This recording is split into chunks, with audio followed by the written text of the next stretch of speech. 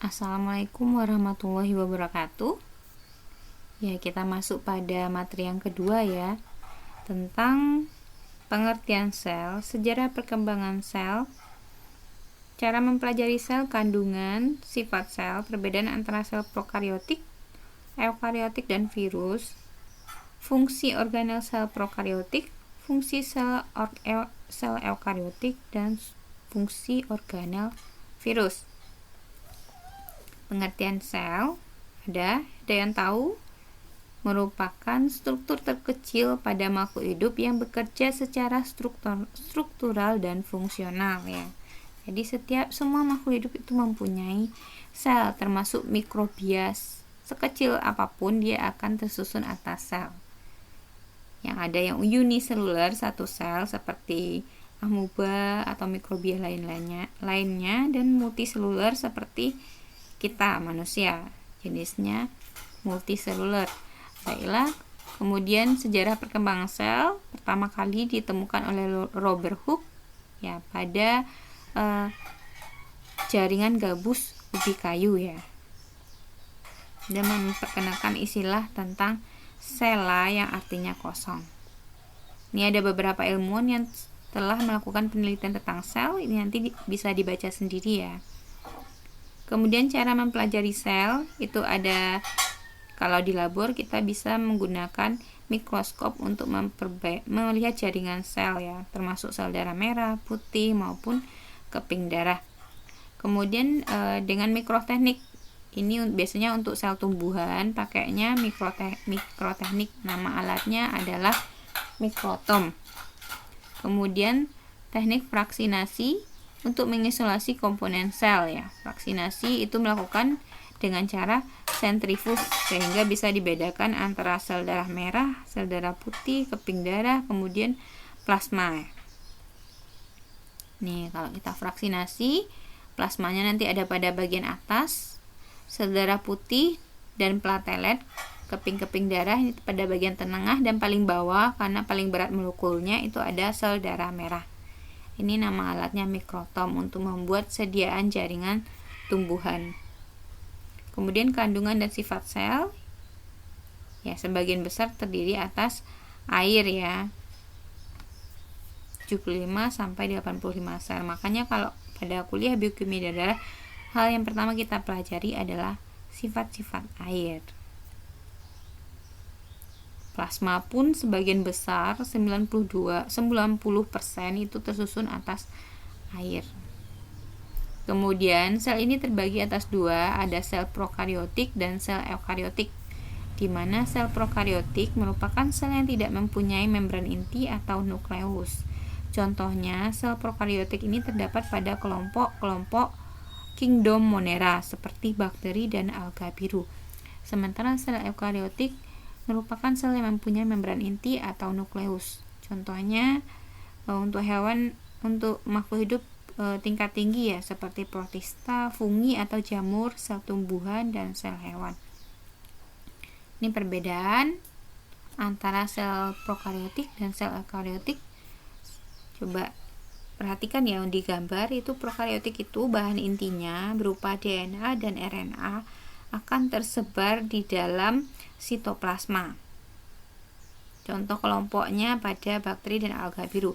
Sementara sel eukariotik karena dia mempunyai membran inti ya, menyebabkan DNA dan RNA serta bahan inti lainnya akan terkumpul di dalam inti sel atau nukleus. Contohnya pada kelompok protista, sel hewan dan sel tumbuhan. Prokariotik. Tadi apa? Prokariotik sel yang tidak mempunyai membran inti atau nukleus. Karena ini selnya sangat kecil ya, seperti amoeba, mikrobia, jadi organelnya juga sangat sedikit sekali ya.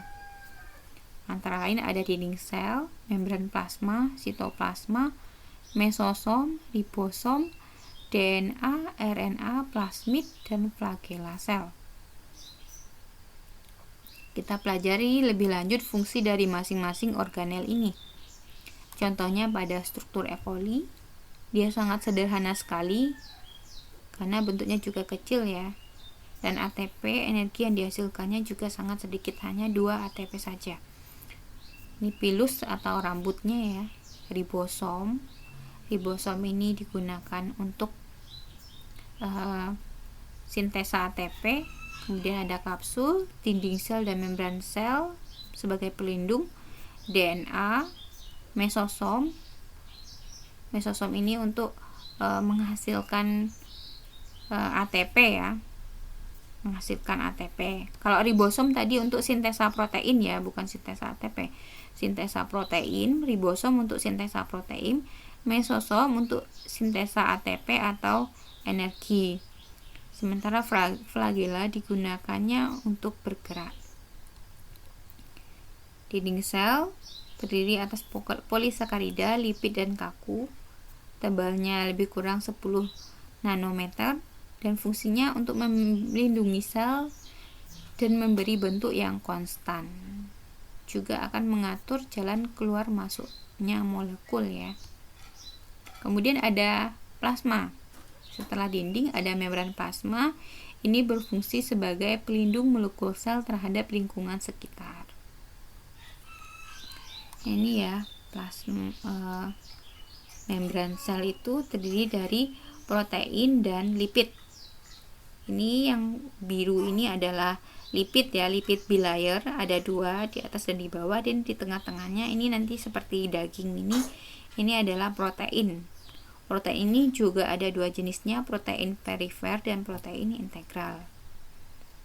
Anda bisa membedakan kedua jenis protein ini. Coba di searching di Google ya.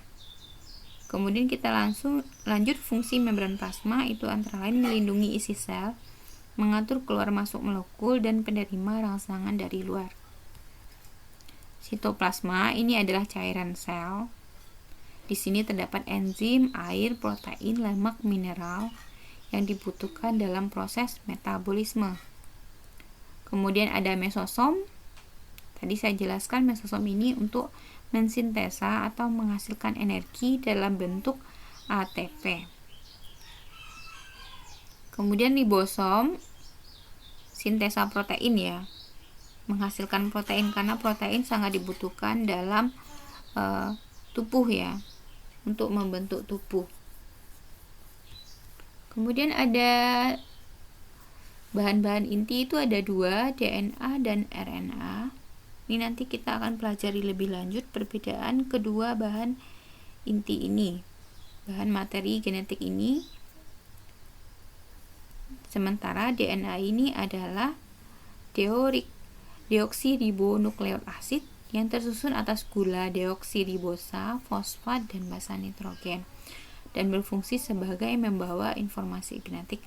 Sementara RNA, ribonukleik asid, merupakan hasil transkripsi DNA dan berfungsi membawa kode genetik yang akan diterjemahkan dalam bentuk asam amino. Kemudian ada plasmid. Plasmid ini adalah cincin DNA ya, yang berbentuk sirkular, bulat. Ini biasanya digunakan dalam teknik rekayasa genetika. Kita akan pelajari pada materi kuliah biologi molekuler bagaimana peranan plasmid ini dalam rekayasa genetika. Kemudian ada tonjolan sel yang digunakan untuk bergerak. Itu ada flagella dan ada villi atau pilus. Ya, ada pertanyaan tentang materi yang sudah saya sampaikan. Jadi ada pengertian sel, kemudian sejarah dan fungsi sel ya, kemudian ada cara mempelajari sel, serta perbedaan sel prokariotik dan eukariotik, dan juga bagian-bagian dari sel prokariotik apa saja. Nanti bisa Anda pelajari pada slide ini.